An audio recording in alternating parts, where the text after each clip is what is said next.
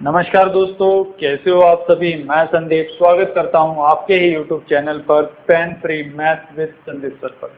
बच्चों, compound interest का पहला पार्ट हम कवर कर चुके हैं, जिसमें हमने बिल्कुल बेसिक सीखा था कि अमाउंट निकालना हो तो कैसे निकालेंगे, प्रिंसिपल अगर हमें निकालना हो तो कैसे निकालेंगे, कंपाउंड इंटरेस्ट निकालना हो तो हम कैसे निकाल सकते हैं।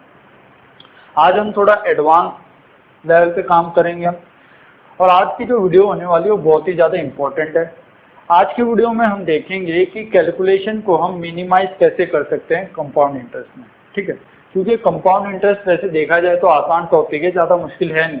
लेकिन ये मुश्किल क्यों लगता है बच्चों को? क्योंकि इसमें कैलकुलेशन बहुत ज़्यादा होती है। ठीक है, कैलकुलेशन करने से बच्चों को दिक्कत होती है, इसलिए इनको ये चैप्टर इतना अच्छा नहीं लगता। लेकिन मैं आज आप लोगों को इस वीडियो में सिखाऊंगा कि कैलकुलेशन से आप लोग कैसे बच सकते हैं, कैलकुलेशन को आप लोग कैसे मिनिमाइज कर सकते हैं, और जिससे आप लोगों का आंसर जो है फटाफट आएगा, बिल्कुल फास्ट आएगा।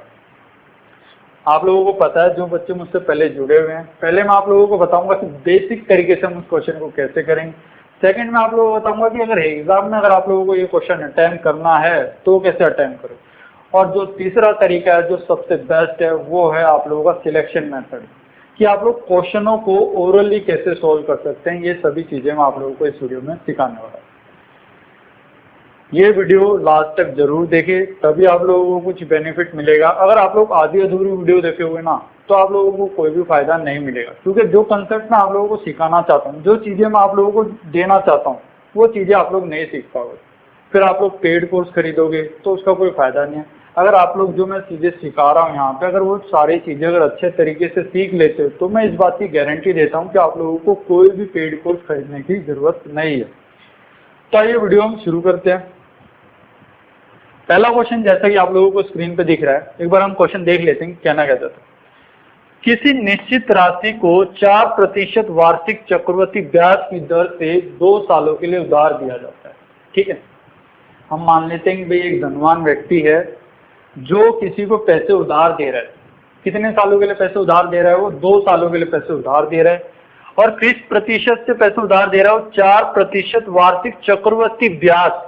चक्रवृद्धि ब्याज का मतलब मैंने आपको पहली वीडियो में भी बताया था, वो ब्याज जो ब्याज के ऊपर लगे। ठीक है, मूलधन के ऊपर तो लगेगा ही लगेगा, प्लस ब्याज के ऊपर भी ब्याज लगता है, उसको हम बोलते हैं चक्रवृद्धि ब्याज। ठीक है, तो उसने ये देखा कि 2 साल के बाद उसे कितने पैसे वापस मिले? 270.40 रुपए वापस मिले। ठीक है, तो आप लोगों को ये बताना है कि उस व्यक्ति ने 2 साल पहले कितने पैसे उधार लिए थे। देखिए, क्वेश्चन काफी आसान है। मैं ये मान लेता हूं कि इसके 30 पैसे थे और उसने वो पैसे उधार दिए कितने सालों के लिए? 2 सालों के लिए पैसे उधार दिए। और किस दर से दे रहा है वो? 4% से दे रहा है। अब उसको 2 साल के बाद कितने पैसे मिल रहे हैं? 2 साल के बाद उसको पैसे मिले 270.40। तो आप लोगों को बताना है कि 2 साल पहले उसके पास कितने रुपये थे। ठीक है, तो इस क्वेश्चन को हम देखेंगे पहले कि बेसिक तरीके से कैसे कर सकते थे इस क्वेश्चन को। फिर सेकंड मेथड में आप लोगों को सिखाऊंगा कि इस क्वेश्चन को आप लोग कैलकुलेशन कैसे फ्री कर सकते थे, कैलकुलेशन फ्री कैसे कर सकते थे। और तीसरा तरीका आप लोगों को पता ही है कि इस सेम क्वेश्चन को आप लोग बिना पेन कॉपी के कैसे सॉल्व कर सकते थे। मैंने देखा भी 4%, पहली वीडियो में भी बताया था मैंने, अगर आप लोगों को कंपाउंड इंटरेस्ट के क्वेश्चन सॉल्व करना है तो पहले आप लोगों को प्रतिशत के ऊपर काम करना पड़ेगा। ठीक है, जो दर दे रखी है उसके ऊपर काम करो आप लोग। तो आप लोगों ने देखा कि 4% को मैं कैसे लिख सकता हूँ? 4% को लिख सकता हूँ मैं 4/100। इस प्रतिशत को हटाया तो बटे में 100 आ गया। अगर इसको मैं सोल्व करता हूँ तो ये आ गया मेरा 1/25। 1/25 का मतलब क्या है? ये तो है मेरा चक्रवृद्धि ब्याज और ये क्या है? मेरा मूलधन। और पैसे दिए हैं मैंने 2 सालों के लिए। प्रिंसिपल अमाउंट, पहले साल की बात, पहले साल उसके कितने रुपए दिए उसने? 25 रुपए दिए। पहले साल के अंत तक उसको कितने रुपए मिल जाएंगे? 26 रुपए मिल जाएंगे। दूसरे साल भी उसने पैसे उधार दे रखे हैं 2 सालों के लिए, तो 25 रुपए हैं उसके पास। दूसरे साल के अंत तक कितने रुपए मिल जाएंगे? इसे 26 रुपए मिल जाएंगे। अब हम ये देख लेते हैं भाई मूलधन हो कितना गया। तो मूलधन हो गया 625। 25 गुणा में 25 625। 26 का स्क्वायर करूंगा तो कितना होगा? 676। ये बात क्लियर है। यहाँ पे आप लोगों से उसने वो नहीं पूछ रहा, पीआई नहीं पूछ रहा। अगर चक्रवृद्धि ब्याज पूछा होता तो कैसे हम सॉल्व करते? तो मैंने ये देखा 625 रुपये थे, 2 साल के बाद उसको कितने रुपए मिल गए, 676 रुपये, 676 रुपये मिल गए। कितने रुपए का फायदा हुआ उसे फायदा हुआ 51 रुपये का, और ये 51 क्या है आप लोगों का, CI है। लेकिन आपसे पूछा क्या गया, आपसे ये पूछा कि भाई 2 साल पहले उसने जो पैसे उधार दिए थे वो कितने पैसे उधार दिए थे, ये आप लोगों को बताना है। तो मैंने ये देखा 2 साल के बाद कितने पैसे मिले मुझे, 676 रुपये मिले, जो कि बराबर दे रखे हैं आप लोगों को किसके, 270.40 के, 270.40 के। तो 1 यूनिट की वैल्यू कैसे निकालते हो आप लोग, 1 यूनिट की वैल्यू आ गई 270.40 बटे में 676। अब वैल्यू चाहिए आपको 625 की, तो 625 की वैल्यू कैसे निकालोगे, 270.40 676 गुणा में 625। अब एक बात बताओ आप लोग मुझे, अगर सर आप लोग एग्जाम में क्वेश्चन को अगर इस तरीके से अटेम्प्ट करते हो तो क्या आप लोगों का सिलेक्शन हो सकता है, तो आप लोगों का आंसर आएगा नहीं सर। अगर हम क्वेश्चन को अगर इस तरीके से सोल्व करने लग गए तो हमें कम से कम भी 1 या 1.5 मिनट तो लगेगा ही लगेगा। तो मेन बात आती है कि कंपाउंड इंटरेस्ट के क्वेश्चन में हम कैलकुलेशन से कैसे बचे। अगर इस तरीके से क्वेश्चन को सॉल्व करने लग जाए ना, तो इससे बढ़िया तो यही है कि आप लोग क्वेश्चन को स्किप कर दो, छोड़ दो, अगले क्वेश्चन पे आ जाओ आप लोग। लेकिन अब हर क्वेश्चन तो CI का आप लोग इस तरीके से स्किप नहीं कर सकते, तो आप लोगों को एक रामबाण ढूंढना पड़ेगा कि इन क्वेश्चनों को हम करें तो करें कैसे। यानी जो इसमें जो हम कैलकुलेशन पार्ट है उस कैलकुलेशन पार्ट को मिनिमाइज कैसे किया जाए, ये सभी चीज मैं आप लोगों को इस वीडियो में सिखाऊंगा, तो अंत तक जरूर बने रहे। मैं आप लोगों को गारंटी के साथ देता हूँ, बताता हूँ कि जो चीजें मैं आप लोगों को सिखा रहा हूँ ना, ये जो 10 से 11 वीडियो आप लोगों की आने वाली है CI के ऊपर, अगर आप लोगों ने एक बार ये वीडियो देख ली तो मैं आप लोगों को ये इस बात की श्योरिटी दे सकता हूँ कि आप लोग CI का कोई भी क्वेश्चन 5 सेकेंड से पहले सॉल्व कर लेंगे, और सभी के सभी क्वेश्चन आप लोग पेन फ्री अप्रोच से कर पाएंगे। तो देखिए भाई, इस तरीके से तो इस क्वेश्चन को सॉल्व करने का कोई भी फायदा है नहीं। तो देखिए भाई, क्वेश्चन को सॉल्व कैसे करेंगे हम लोग वो देखते हैं। अगर आप लोग यहाँ पहुंच जाते हो तो यहाँ पे आप लोगों को कैलकुलेशन कैसे मिनिमाइज करनी है वो करनी है आपको डिजिटल सम से। डिजिटल सम से कैसे कैलकुलेशन मिनिमाइज कर सकते हो आप लोग, अगर यहाँ आके अगर आप लोग डिजिटल सम लगा रहे हैं ना, तो वो है भाई आप लोगों की मूर्खता वाली बात है। अगर यहाँ पे आके अगर आप लोग डिजिटल सम अप्लाई करोगे तो उसका कोई फायदा है नहीं। बाकी डिजिटल सम अप्लाई कैसे करते हैं, डिजिटल सम में आप लोगों को क्या करना होता है कि जैसे 270.40 है, इस वैल्यू को जब तक जोड़ते रहो जब तक ये एक सिंगल डिजिट में कन्वर्ट ना हो जाए। इसका मतलब जैसे 7 और 2 9, 9 प्लस 4 13, 13 का मतलब 1 और 4 कितना हो गया 5। इस तरीके से आप लोगों को नंबरों को जोड़ना है। लेकिन नंबर जोड़ने में भी कई बच्चों को दिक्कत आ रही होगी, तो आप लोगों को क्या करना है, जब भी सम अगर 9 हो जाए तो उसको आप लोग 0 मान लो। कैसे, 7 और 2 9, इसको भूल जाओ। तो यहाँ पे ऊपर कितना बच गया, अभी 4 यहाँ पे बच गया। नीचे कितना डिजिटल सम बच रहा है, 6 और 6 12, 12 और 7 19, 19 में एक 9 आ रहा है तो 9 को 9 का मतलब 0। तो यहाँ से नीचे से क्या बचा आप लोगों का, 1 बचा। 6 जमा में 2 8, 8 जमा में 5 13, 13 का मतलब 1 और 3 4। ठीक है, 4 गुणा में 4 करोगे तो कितना हो गया 16।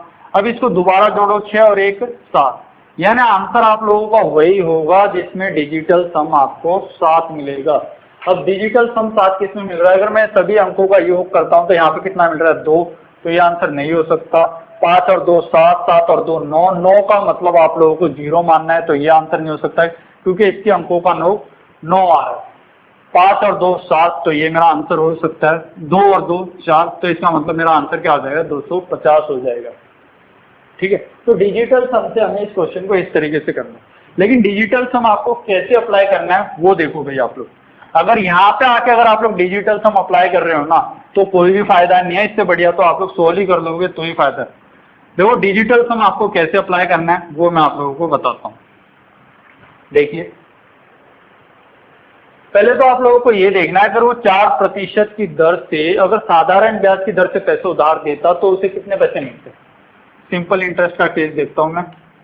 पहले साल पे कितने का फायदा होता, 4% का। दूसरे साल पे कितने का फायदा होता, उसे 4% का। तो 2 सालों का ब्याज कितना हो जाता है उसका 8% हो जाता, साधारण ब्याज के केस में अगर हम देखते हैं। अगर सीआई के केस में देखते हैं तो मुझे पता है पहले साल साधारण ब्याज और चक्रवृद्धि ब्याज बराबर होता है, तो पहले साल 4% यहाँ मिलेगा, दूसरे साल 4% तो मिलेगा ही मिलेगा, प्लस इसका 4% और मिलेगा। तो 4 का 4% अगर आपको निकालना है तो आप लोग कैसे करोगे? 4 का स्क्वायर कितना हो गया? 16, 16 को 100 से डिवाइड कर दो तो ये कितना हो गया? 0.16 हो गया। कैसे किया आप लोगों ने? आप लोगों को पता है अभी सक्सेसिव तरीके से हम कैसे निकालते हैं, a प्लस में a इंटू में a डिवाइड बाई 100। तो यहाँ पे a की वैल्यू कितनी थी? 4 प्लस 4 इंटू में 4 अपॉन में 100, तो ये कितना हो गया? 8। ये कितना हो गया? 16, 16 बटे 100 का मतलब ये हो गया 8.16। तो ये चीजें हमें लिखनी नहीं है भाई, ये चीजें हमें माइंड में सोल्व करनी है। ये सिर्फ मैंने आप लोगों को बताया कैसे आया। अगले बार से आप लोग कैसे करोगे? 4% पहले साल मिला, दूसरे साल भी 4%, इसका भी 4% मिलेगा, यानी 4 का स्क्वायर कितना हो गया? 16 डिवाइड बाय 100 किया तो कितना आ गया? 0.16। तो यानी 2 साल के बाद आपको चक्रवृद्धि ब्याज मिलेगा कितना? इतना मिलेगा भाई। ये बात क्लियर है, हाँ या ना?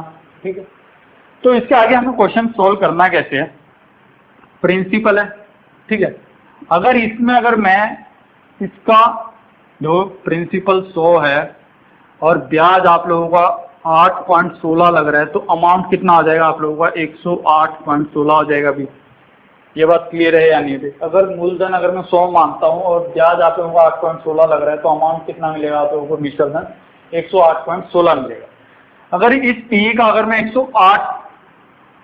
108.16 से गुणा कर दूंगा तो मुझे अमाउंट मिल जाएगा, और अमाउंट मुझे दे कितना रखा है? अमाउंट दे रखा है मुझे 270.40 दे रखा है, ठीक है। अब यहाँ पे आप लोगों को डिजिटल सम लगाना है। कैसे लगाएंगे? 7 और 2 9, 9 का मतलब भाई 0, 0 का मतलब भी 0, और यहाँ पे आंसर कितना बच गया? 4। 8 और 1 9, 9 का मतलब 0, 0 का मतलब भी 0, और पॉइंट जब आएगा, पॉइंट से आप लोगों को कोई भी लेना देना नहीं है। 6 और 1 7, तो ये हो गया P गुणा में 7, ये 4। अब आप लोग क्या करोगे? P को ऐसे रखो 4/7। अब ये जो बेस वैल्यू है ना 7, इस 7 का मल्टीप्लाई आप ऐसे नंबर से करो कि ये नीचे जो बेस वैल्यू है वो 1 बन जाए। जैसे 7 गुणा में 4 कितना होता है? 28। 28 का मतलब कितना हो गया? 8 और 2 10।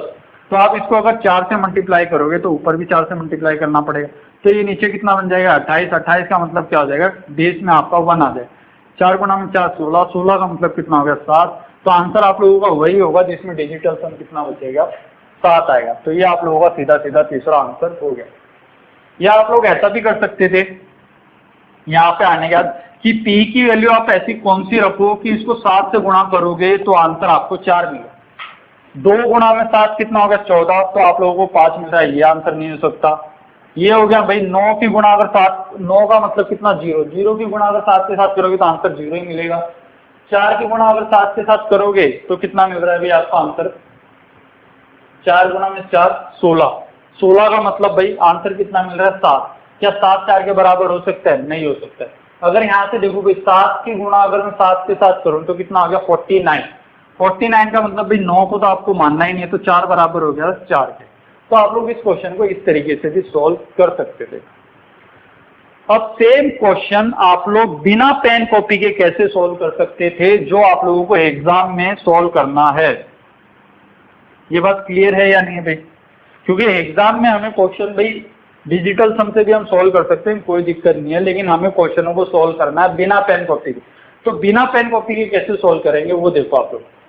मैंने ये देखा कि जो 2 साल में जो मुझे ब्याज मिलेगा ना वो 8% से तो ज्यादा ही मिलेगा। ये बात समझ में आई या नहीं आई?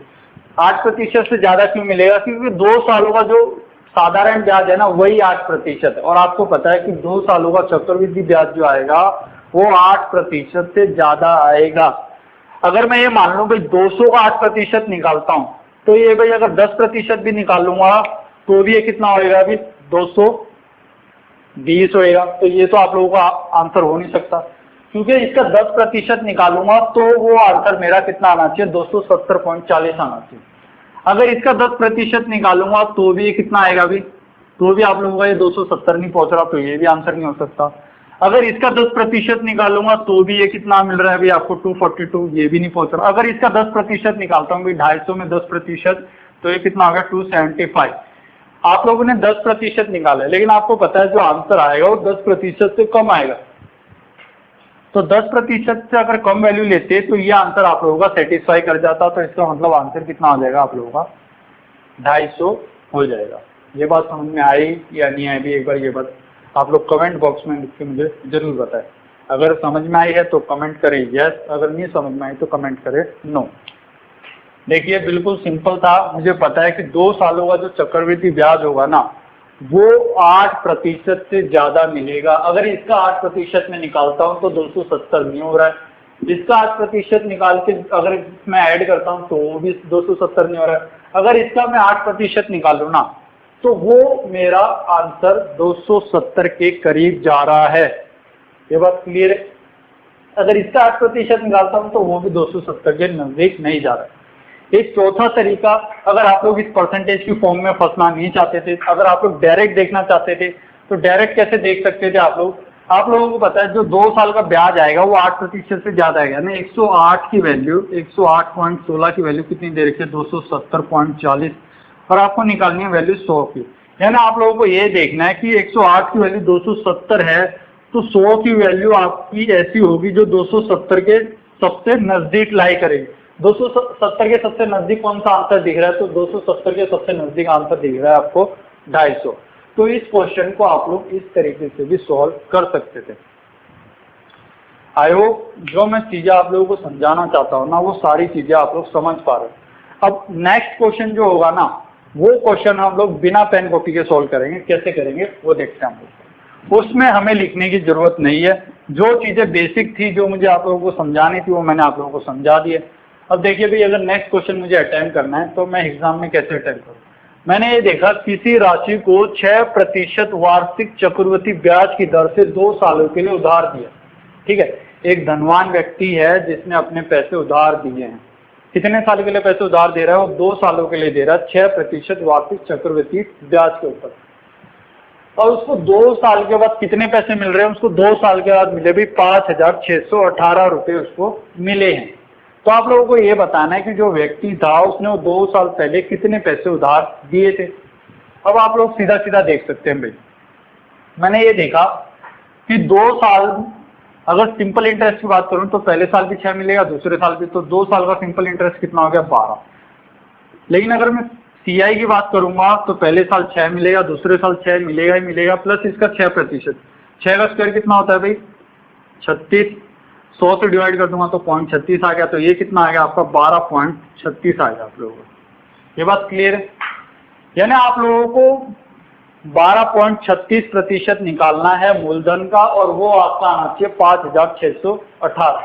अगर मैं 10% निकालता हूं इसका 10% निकालो तो कितना बन जाएगा 400 यानी 4,400। तो ये आंसर मेरा नहीं हो सकता। अगर इसका 10% निकालता हूं तो 5,500 हो रहा है। 5,500 जो कि इसके नजदीक जा रहा है और मुझे आंसर निकालना है 12.36। अगर सिर्फ मैं 12% भी निकालता हूं तो 10% कितना हो गया 500 और 1% कितना हो गया 50। तो 2% कितना हो जाएगा 100। तो आंसर कितना हो गया 600 यानी 5,600 जो कि मेरा आंसर 5,618 के नजदीक दिख रहा है। तो यही मेरा क्या हो जाएगा आंसर हो जाएगा। ठीक है, तो क्वेश्चनों को आप लोगों को एग्जाम में इस तरीके से अटेम्प्ट करना है। ठीक है, लिखने की जरूरत नहीं इन चीजों में, ये सिर्फ मैंने आप लोगों को समझाने के लिए लिखी है। अगर मैं इस क्वेश्चन को एग्जाम में अटेम्प्ट करूंगा तो मैं ये देखूंगा भाई अगर सिंपल इंटरेस्ट होता ना तो 2 साल में मुझे 12% मिलता। लेकिन बात हो रही है यहाँ पे कंपाउंड इंटरेस्ट की। इसका मतलब जो ब्याज मिलेगा आपको वो 12% से ज्यादा मिलेगा। तो मैं सीधा 12% अगर इसका निकालता हूं तो इसका 12% कितना हो गया भी इसका 12% हो गया 480 जो कि 5,618 नहीं है। अगर इसका 12% में निकालता हूं तो वो आ रहा है 600, 5,600 हो गया। लेकिन आपको पता है जो आंसर है वो 12% से ज्यादा है। तो 5,600 ये हो गया। 18 रुपए वो है जो आप लोगों का 12% से ज्यादा वैल्यू। तो सीधा सीधा आंसर ये हो गया। अगर 4,500 की बात करूं अगर इसका भी 12% निकालता हूं ना मैं तो भी वो है ना 5,000 समथिंग कुछ आएगा। लेकिन 5,000 5,500 के आंसर नजदीक नहीं आ रहा। यहाँ पे भी सेम वही केस है, तो ये आप लोगों का आंसर नहीं हो सकता। एक दूसरे तरीके से अगर आप लोग इस क्वेश्चन को सोल्व करना चाहते हो तो कैसे करोगे, आपको पता है जो 2 साल का जो अमाउंट मिला है ना वो कितना मिला है, 12.36% ब्याज मिला है, यानी 112 पॉइंट समथिंग यहाँ पे आंसर होगा जो ब्याज होगा, और उसकी वैल्यू कितनी दे रही है, 5,618 दे रही है, और आपको वैल्यू निकालनी है 100 की। इसका मतलब आंसर वही होगा जो 5,618 के सबसे नजदीक होगा। तो 5,618 के सबसे नजदीक कौन सा आंसर दिख रहा है आपको, 5,000 दिख रहा है, तो यही आपका क्या हो जाएगा, आंसर हो जाएगा। ठीक है, लेकिन ये चीज तभी वैलिड है जब आप लोगों के ऑप्शन दूर दूर हो। अगर ऑप्शन बिल्कुल नजदीक नजदीक हो तो उस केस में आप लोग इस तरीके से इसको सॉल्व नहीं कर सकते हो आप लोग। ठीक है, अगला क्वेश्चन देखते हैं हम लोग। देखिए, अगर इसी केस में अगर आप लोगों को डिजिटल सम अप्लाई करना होता ना, तो डिजिटल सम से आप लोग इस क्वेश्चन को कैसे निकाल सकते थे, वो हमने एक बार देख लेते हैं। मैंने ये देखा, प्रिंसिपल 2 साल के बाद 6% के हिसाब से मुझे पैसे मिले 5,618। तो 2 साल पहले वो पैसे थे कितने। अगर साधारण ब्याज के हिसाब से अगर हम देखते तो पहले साल भी 6% का फायदा होता, दूसरे साल भी, और 2 सालों में फायदा होता हमें 12% का। लेकिन बात हो रही है कंपाउंड इंटरेस्ट की, तो पहले साल 6 का फायदा, दूसरे साल भी 6 का फायदा, फिर इस पे 6% का और फायदा, तो यानी 0.36 और। तो अब ये जो आंसर हो गया, ये आंसर हो गया 12.36 का आप लोगों को प्रॉफिट होगा। यानी अगर मूलधन 100 था तो ब्याज कितना लगा, 12.36। तो जो मिश्र धन है वो कितना आना चाहिए आप लोगों का, 112.36 आना चाहिए। ये बात क्लियर है या नहीं। तो मैंने ये देखा, P गुणा में 112.36 करूंगा तो मुझे क्या मिलेगा, मिश्र धन मिलेगा, और मिश्र धन दे कितना रहा है आप लोगों को, 5,618 दे रखा है। अब यहाँ पे आप लोग डिजिटल सम कैसे अप्लाई कर सकते हैं, 8 और 1 9, 9 का मतलब आप लोगों को 0 मानना है, 5 और 6 का मतलब भाई 11, 11 को दोबारा जोड़ूंगा, 1 और 1 कितना हो गया, 2, 6 और 3 9, 9 का मतलब 0, पॉइंट का मतलब आपको कुछ मानना ही नहीं है, 2 और 1 3, 3 और 1 4। ठीक है, अब इसका मतलब अगर मैं यहाँ से P बराबर हो गया 2/4, अगर इसको मैं दोबारा सॉल्व करता हूँ तो ये 2 इससे कितने में कटेगा, 1/2। 1/2 का मतलब होता है भी आप लोगों का 0.5, और यहाँ पे आप लोगों को पता है पॉइंट का मतलब कुछ होता ही नहीं, तो P की वैल्यू वही आएगी जिसमें डिजिटल सम कितना होगा, 5 होगा। डिजिटल सम 8 और 4 12, 12 का मतलब 3, तो ये ऑप्शन नहीं हो सकता। ये 9 हो गया, 0 हो गया, ये भी नहीं हो सकता। डिजिटल सम आपको 5 दिख रहा है तो ये आंसर हो गया आप लोगों का। यहाँ पे डिजिटल सम 4 दिख रहा है तो ये भी आंसर आप लोगों का नहीं हो सकता। आई होप आप लोग ये सभी चीजें सीख पा रहे हो जो मैं आप लोगों को समझाना चाहता हूँ। एग्जाम में है ना बच्चों, आप लोगों को एग्जाम में आप लोग इस तरीके से भी क्वेश्चन को सोल्व कर सकते हो, लेकिन इस तरीके से भी सोल्व करने की बजाय जो मैं आप लोगों को बता रहा हूँ कि डायरेक्ट क्वेश्चन कैसे निकाल सकते हैं बिना पेन कॉपी के, वो आप लोगों को ध्यान देना। अब अगले क्वेश्चन में हम ना ही DI अप्लाई करेंगे डिजिटल सम से, हम देखेंगे कि भाई सेम इसी क्वेश्चन को हम लोग डायरेक्ट कैसे सोल्व कर सकते थे। एक लास्ट क्वेश्चन इसी के ऊपर जिसमें हमें मूलधन निकालना है, तो कैसे निकालेंगे हम लोग, देखिए भाई। अब क्वेश्चन क्या कहता है, किसी निश्चित राशि को 5% वार्षिक चक्रवृद्धि ब्याज की दर से 2 सालों के लिए पैसे उधार दिए हैं। देखो भाई, आज की वीडियो में सिर्फ हम 2 ईयर की बात करेंगे। 2 साल में अगर हमें मिश्र धन निकालना हो तो कैसे निकालेंगे, 2 साल में अगर हमें मूलधन निकालना हो तो कैसे निकालेंगे, 2 सालों में CI और SI का डिफरेंस क्या होगा, 2 साल में दूसरे साल का चक्रवृद्धि ब्याज क्या होगा, तो ये सब हम चीजें देखने वाले। 2 साल में जो दर है वो ये टाइप अभी हम कवर नहीं कर रहे हैं, वो टाइप हम बाद में कवर करेंगे। ठीक है, तो मैंने ये देखा कि 5% चक्रवृद्धि ब्याज की दर से 2 सालों के लिए पैसे उधार दिए गए हैं, और 2 साल के बाद उसको कितने पैसे मिल रहे हैं भाई, 176.40 रुपए मिल रहे हैं। तो आप लोगों को ये बताना है जो पैसे उधार दिए गए थे वो हैं कितने। बिल्कुल सिंपल है, मैंने देखा भी 5% 2 सालों के लिए, यानी अगर सिंपल इंटरेस्ट की बात करूं तो सिंपल इंटरेस्ट 2 सालों का कितना आ जाएगा, 10%। लेकिन मुझे बात करनी है कंपाउंड इंटरेस्ट, यानी कंपाउंड इंटरेस्ट जो मिलेगा वो 10% से ज्यादा मिलेगा। अगर 150 का 10% निकालूं तो 15 हो गया, तो जो कि आंसर कितना आ गया, 165। लेकिन आंसर चाहिए कितना मुझे, 176 चाहिए। अगर इसका 10% निकालता हूं तो यह आ गया 176। जो कि इसके नजदीक है, तो ये आंसर हो सकता है। अगर इसका 10% निकालता हूँ तो ये 187 हो गया, जो 176 से ज्यादा हो गया। अगर इसका 10% निकालता हूँ तो ये तो वैसे ही 180 से ऊपर है, लेकिन पैसे चाहिए कितने मुझे, 176। तो सीधा डायरेक्टली आंसर कितना हो गया आप लोगों का, 160 हो गया। तो एग्जाम में बच्चों आप लोगों को इस तरीके से क्वेश्चन को अटेंड करना है, ना कि लिख के अटेंड करना है। देखिए भाई, अगला क्वेश्चन, अब की बार हमें मूलधन दे रखा है और मिश्र धन निकालना है। ठीक है, क्वेश्चन कहना क्या चाहता है, फाइंड द अमाउंट, अमाउंट हमें निकालना है। मिश्र धन 7,500 रुपए की राशि है जिसे 2 सालों के लिए उधार दिया गया है 10% चक्रवृद्धि ब्याज फीस पे। तो आप लोगों को ये निकालना है कि भाई अमाउंट क्या होगा। क्वेश्चन कहना क्या चाहता है, 7,500 रुपए हैं जिसे 2 सालों के लिए उधार दिया जा रहा है 10% की दर से। तो आप लोगों को बताना है कि भाई वो राशि 2 साल के बाद कितनी हो जाएगी। ठीक है, ऑप्शन नहीं है इसके, सोल्व कैसे करेंगे हम वो देखते हैं। 10% की बात, अभी 10% का मतलब कितना हो गया, 1/10। ये 10 क्या आप लोगों का प्रिंसिपल, ये क्या है, एक आप लोगों का चक्रवृद्धि ब्याज। 2 साल की बात हो रही है, पहला साल, दूसरा साल, प्रिंसिपल, अमाउंट। तो मैंने देखा 10 रुपए थे, 1 रुपया ब्याज लगा तो कितने हो गए, 11। 10 रुपए थे, दूसरे साल भी 1 रुपया ब्याज लगा तो कितने हो गए, 11। तो ये कितना हो गया भाई, 100। ये कितना हो गया, 11 गुणा में 11। ये बात क्लियर है। अब आप लोगों को पता है भी 100 रुपए की यूनिट, 100 यूनिट किसके बराबर दे रखी है आप लोगों को, 7500 के बराबर दे रखी है। यानी 1 यूनिट की वैल्यू कितनी आ गई, 1 यूनिट की वैल्यू आ गई 75। 1 यूनिट की वैल्यू 75 है, तो 11 गुणा में 11 की यूनिट की वैल्यू कितनी आएगी। आप लोगों को पता है भी आंसर जो होगा ना, आंसर वही होगा जो आप लोगों का 11 से डिवाइड हो सकता है। ठीक है, ऑप्शन है नहीं हमारे पास, इसलिए हमें सोल्व करना पड़ेगा। तो कैसे सोल्व करेंगे, 75 की गुणा एक बार अगर मैं 11 के साथ करूंगा तो आप लोग सीधा इस तरीके से लिखे भाई, आप लोग कितना आ गया, 5, 12 और एक यहाँ पे 825 हो गया ये। अब 825 की गुणा दोबारा 11 के साथ करेंगे तो 825, फिर 825 इस तरीके से लिख लीजिए। तो ये कितना आ गया, 5, 7, 10। तो आंसर आ गया आप लोगों का 9,075 रुपये। ठीक है, तो आंसर कितना आ गया आप लोगों का, 9,075 रुपया आप लोगों का आंसर आ गया यहाँ से।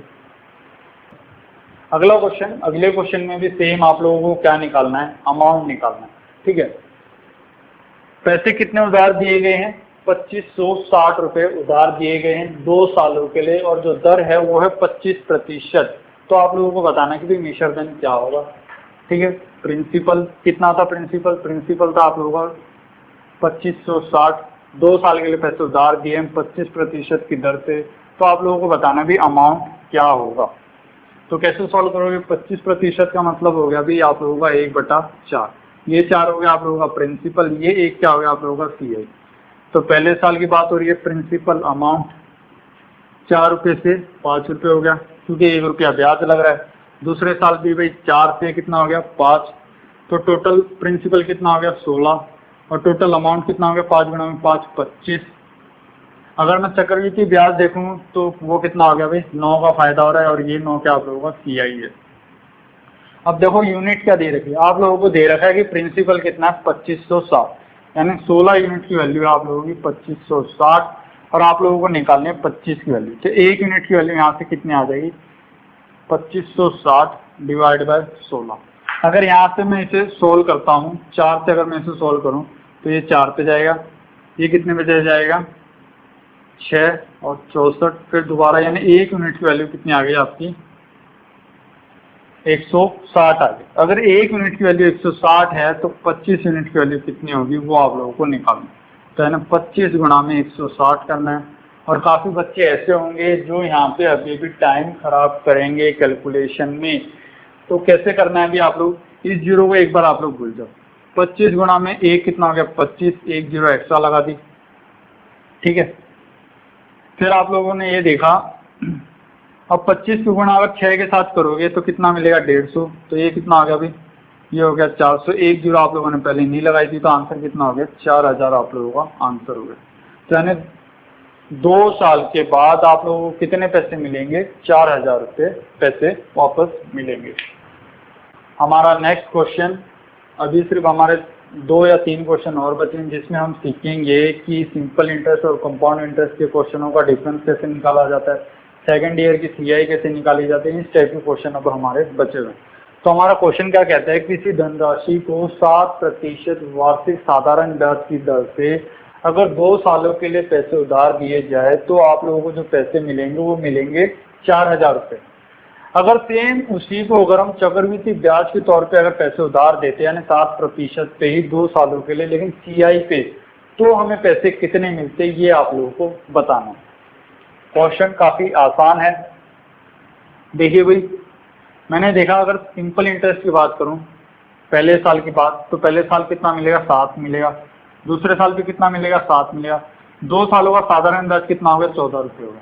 अगर मैं सीआई की बात करूं तो पहले साल मुझे 7 रुपये तो मिलेगा ही मिलेगा, दूसरे साल भी 7 रुपये मिलेगा ही मिलेगा, लेकिन दूसरे साल मिलेगा आपको पहले वाले पे जो ब्याज लग रहा है उसका भी 7%। पहले साल कितना ब्याज मिल रहा है आपको 7, तो इसका 7% कितना हो गया 0.49 कैसे हुआ, 7 का स्क्वायर 49 को 100 से डिवाइड किया तो कितना हो गया 49 हो गया।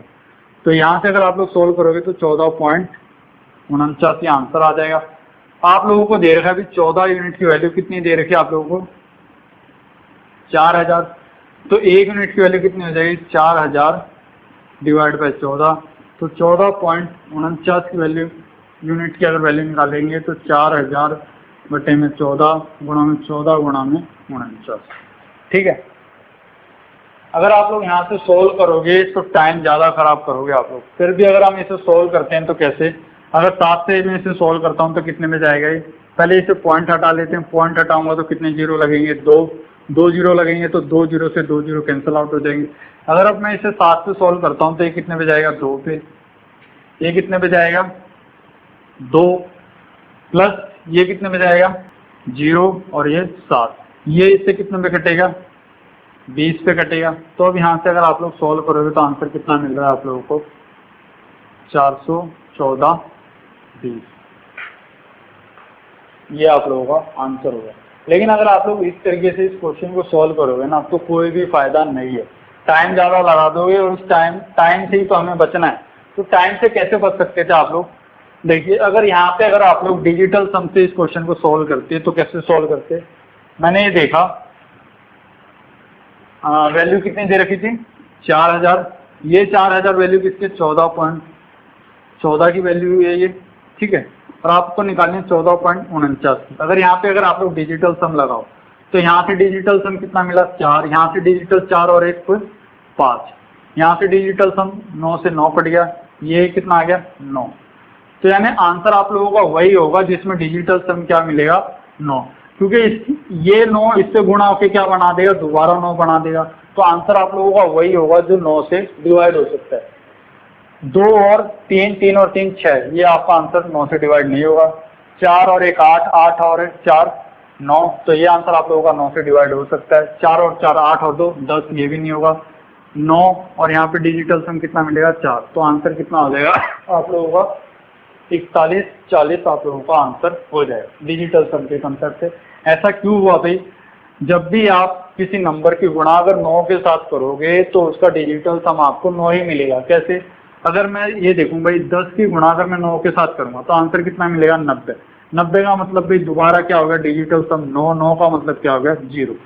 18 गुणा में 3, इसका मतलब भाई कितना हो गया 54, 54 का मतलब कितना हो गया दोबारा 9। इस 18 में 9 छुपा हुआ है, तो यानी आप 9 की गुणा किसी भी नंबर के साथ कर लो तो हमेशा उस केस में आपको आंसर डिजिटल सम हमेशा 9 मिलेगा यानी 0 मिलेगा। तो यहाँ पे 4/5 था, अगर इसको मैं सोल्व भी करता और उसकी गुणा फिर मैं 9 के साथ करता तो आंसर मेरा ऐसा आता जो मेरा 9 से डिविजिबल होता है, यानी डिजिटल सम उसका 9 होना चाहिए। और डिजिटल सम 9 सिर्फ आपको इसी में दिख रहा है 4140 में, तो यही आपका क्या होगा आंसर होगा। लेकिन सेम इसी क्वेश्चन को आप लोग अप्रोक्सीमेशन मेथड से कैसे कर सकते थे वो देखो भी आप लोग। अप्रोक्सीमेशन मेथड से कैसे होगा ये क्वेश्चन, मैंने ये देखा कि 2 सालों का साधारण ब्याज है 14 की वैल्यू दे रखी है मुझे 4000 रुपये और मुझे वैल्यू निकालनी है 14.49 की, यानी आंसर मेरा वही होगा जो 4000 के सबसे नजदीक होगा। ये तो 4000 से बहुत ज्यादा दूर है, ये भी बहुत दूर है। इन दोनों में मैंने देखा 41 और 42 में 4000 के सबसे नजदीक कौन सा है, 4140 है, तो यही मेरा क्या हो जाएगा, आंसर हो जाएगा। इस क्वेश्चन को हमने किया अप्रोक्सीमेशन मेथड से। कई जगह हम देखेंगे क्वेश्चनों को हम अप्रोक्सीमेशन मेथड से करेंगे फास्ट से फास्ट, और कई जगह हम डिजिटल सम लगा के इस क्वेश्चन को फास्ट सॉल्व कर सकते हैं। तो आइए देखते हैं हमारा अगला क्वेश्चन क्या है। अगले क्वेश्चन में हमें निकालना है, क्वेश्चन पढ़ लेते हैं एक बार हम। किसी निश्चित राशि पर 2 वर्षों में 12.5% वार्षिक दर से साधारण ब्याज तथा चक्रवृद्धि ब्याज का अंतर 25 रुपए है। ठीक है, तो आप लोगों को बताना कि वो राशि है कितनी। क्वेश्चन काफी आसान है। एक व्यक्ति है जो पैसे उधार दे रहा है, अगर साधारण ब्याज की दर से पैसे उधार दे 2 सालों के लिए 12.5% के लिए, और फिर उसने पैसे दिए चक्रवृद्धि ब्याज के उस पे पैसे उधार दिए 12.5% पे, तो उसने ये देखा कि दोनों में जो अंतर आ रहा है ना वो 25 रुपए का अंतर आ रहा है। तो आप लोगों को ये निकालना है कि उसने पैसे इन्वेस्ट किए कितने थे, ये आप लोगों को निकालना है। तो कैसे कर सकते हैं भाई, देखिए भाई, जब भी रेट की वैल्यू अगर आप लोगों को फ्रैक्शन में दे रखी होगी, फ्रैक्शन की फॉर्म में होगी, तो उस केस में हम फॉलो करेंगे ग्राफ मेथड। ग्राफ मेथड का मतलब है भी ट्री मेथड, इससे सॉल्व करेंगे। अगर आर की वैल्यू आपको इंटीजर की फॉर्म में गिवन है, ठीक है, यानी बिल्कुल 10%, 20%, 30%, तो हम सीधा डायरेक्टली ऐसे सॉल्व करेंगे जो हम पहले सॉल्व कर रहे थे, सिंपल इंटरेस्ट और कंपाउंड इंटरेस्ट। लेकिन अब की बार जो हमें वैल्यू दे रखी है वो फ्रैक्शन की फॉर्म में दे रखी है, ठीक है, तो इसको हम इस तरीके से सॉल्व नहीं कर सकते जैसे हम पहले करते थे। जैसे 12% होता तो हम ऐसे सॉल्व कर लेते थे, लेकिन अब की बार आप लोगों को पॉइंटों में आंसर दे रखा है, इसलिए आप लोग इस तरीके से इसको सॉल्व नहीं कर पाओगे। तो ग्राफ मेथड से हम इस क्वेश्चन को कैसे सॉल्व करेंगे, और फिर बाद में मैं आप लोगों को बताऊंगा कि सेम इसी क्वेश्चन को आप लोग बिना पेन कॉपी के कैसे सॉल्व कर सकते हो। तो मैंने ये देखा भी 12.5% का मतलब क्या होता है। 12.5% का मतलब है भाई 1/8। 1/8 है, तो ये 8 क्या आप लोगों का, देखो अब इसको आप लोग ऐसे भी कर सकते हो, ये है प्रिंसिपल और ये क्या है आप लोगों का CI। लेकिन अब यहाँ पे आप लोगों से अंतर की बात कर रहा है, यानी CI और SI की डिफरेंस की बात कर रहा है, तो आप लोग इस तरीके से भी सॉल्व नहीं कर सकते आप लोग, ठीक है, क्योंकि इसमें हम लोग CI तो निकाल लेंगे लेकिन SI नहीं निकाल पाएंगे, लेकिन हमें SI की भी जरूरत है, तो इस तरीके से हम इस क्वेश्चन को सॉल्व नहीं करेंगे।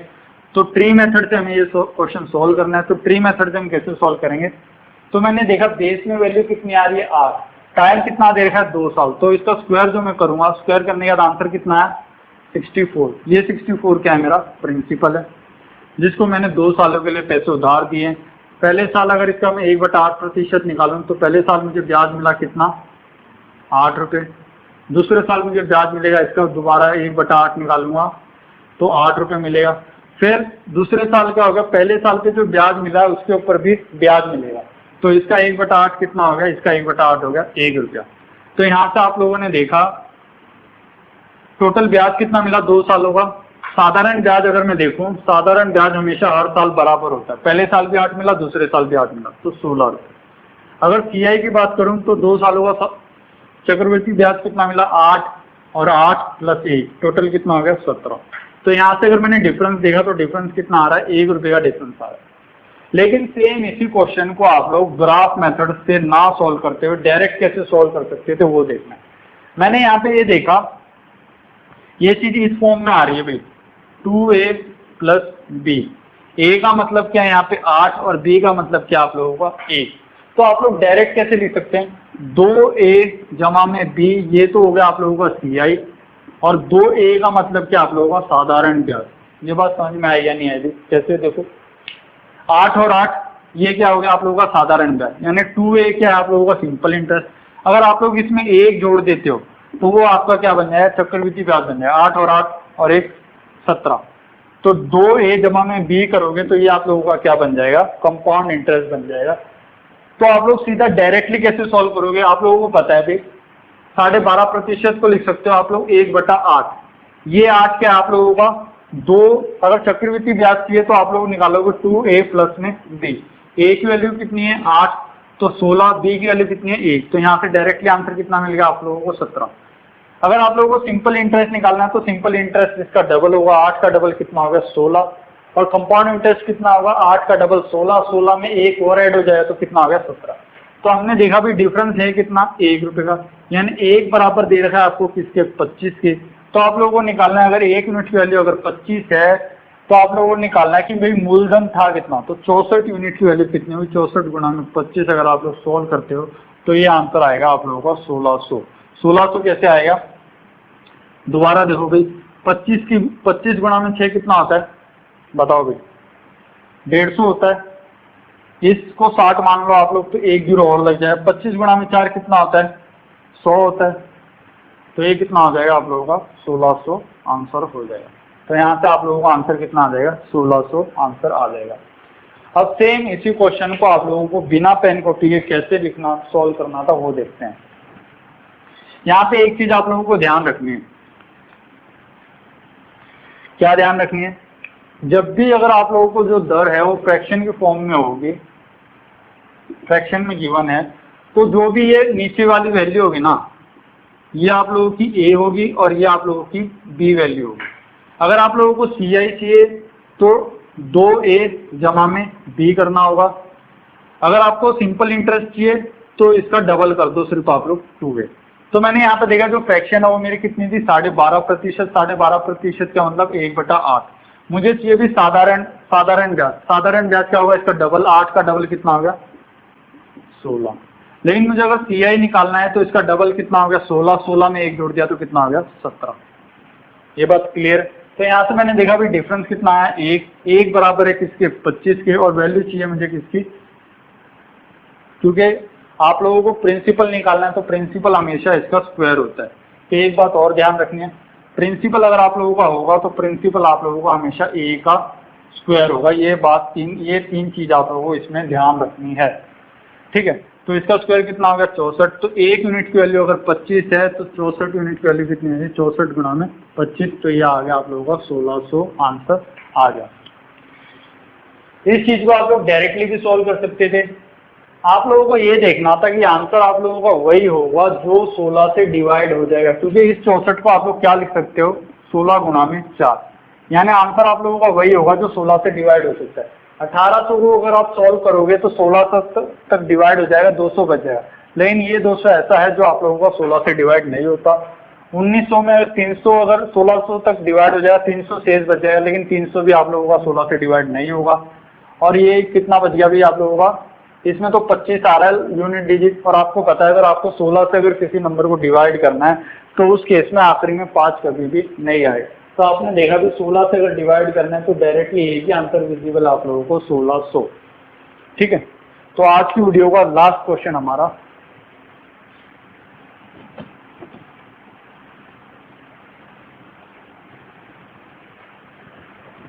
क्वेश्चन कहना क्या जाता है देख लेते हैं एक बार। 7,350 रुपए की धनराशि पर 14 से 2/7% चक्रवृद्धि ब्याज की दर से 2 वर्षों का चक्रवृद्धि ब्याज व साधारण ब्याज का अंतर बताइए क्या होगा, ठीक है। 7,350 रुपए आप लोगों को दे रखे हैं और आप लोगों को ये बताना है कि अगर 14 से 2/7% की दर से अगर पैसे उधार दिए जाएंगे तो आप लोगों को जो उनके बीच में जो डिफरेंस मिलेगा वो क्या होगा, ये आप लोगों को बताना है। क्वेश्चन काफी आसान है, देखिए कैसे सोल्व करना है। देखिए भी 14 से 2/7 का मतलब अगर इसको सोल्व करते हो तो ये आएगा 1/7। कैसे आएगा, 14 गुणा में 7 98, 98 जमा में 2 100, तो ये आ जाएगा 100/7 का मतलब प्रतिशत से हटाओगे तो 1/7 आ जाएगा। मैंने आपको बताया था अगर प्रिंसिपल आप लोगों को निकालना है तो इसका स्क्वायर हो जाएगा। प्रिंसिपल कितना हो गया 49। अगर CI निकालना है तो इसका डबल करके ये जोड़ दो, 7 का डबल 14, 14 जमा में 1 15। सिंपल इंटरेस्ट क्या होगा, सिंपल इंटरेस्ट इसका डबल होगा, 7 का डबल कितना होगा 14 होगा, ठीक है। तो मैंने देखा 2 साल का मुझे अंतर CI और SI का क्या निकालना था, अंतर निकालना था। तो अंतर कितना होगा यहाँ पे 1, और मुझे पता है जो प्रिंसिपल है वो दे कितना रखा है आप लोगों को 7,350 रुपए दे रखा है, जो कि 49 यूनिट की वैल्यू है। अगर 49 की वैल्यू इतनी है तो 1 यूनिट की वैल्यू कितनी आ जाएगी 7,350/49। कैसे सॉल्व करोगे, 7 से सॉल्व करोगे और तो 1 यूनिट की वैल्यू कितनी आ जाएगी आप लोगों को यहाँ से 150 आ जाएगी। कैसे आएगी भाई, दोबारा देखो। अगर मैं इसे 7 से सोल्व करता हूँ ना, तो 7 से ये कितने में जाएगा, 7 पे जाएगा, और ये कितने में जाएगा, ये जाएगा आप लोगों का, बताओ ये कितने में जाएगा, ये जाएगा आपका 105 पे, और ये 1 0 और आ गई आप लोगों की। अब इसको अगर आप लोग सोल्व करोगे तो ये 7 गुणा में 15 कितना होता है, 105 होता है, तो आप लोगों का आंसर कितना आ जाएगा, 150 आ जाएगा। तो आज की वीडियो में इतना ही था दोस्तों। अगर आप लोगों को ये मेरी वीडियो अच्छी लगी हो तो प्लीज़ वीडियो को लाइक कर दीजिए, अपने दोस्तों में शेयर कर दीजिए। अगर आप लोग इस चैनल पे नए हैं तो इस चैनल को सब्सक्राइब कर दीजिए, ताकि आप लोग ये जो कंसेप्ट मैं आप लोगों को सिखा रहा हूँ ना, ये इस कंसेप्ट को आप लोग बिल्कुल अच्छे से सीख पाओ। मेरा जो क्वेश्चन कराने का तरीका है वो सेम ऐसा ही है। मैं पहले आप लोगों को बताऊंगा कि बेसिक तरीके से कैसे सोल्व कर सकते हैं आप लोग उस क्वेश्चन को, फिर सेम उसी क्वेश्चन को आप लोग पेन फ्री अप्रोच से कैसे सोल्व कर सकते थे, ये चीजें मैं आप लोगों को सिखाता हूँ। तो अब मिलते हैं हम हमारी नेक्स्ट वीडियो में। तो आज की क्लास में इतना ही था दोस्तों, बाकी हम मिलेंगे नेक्स्ट वीडियो में।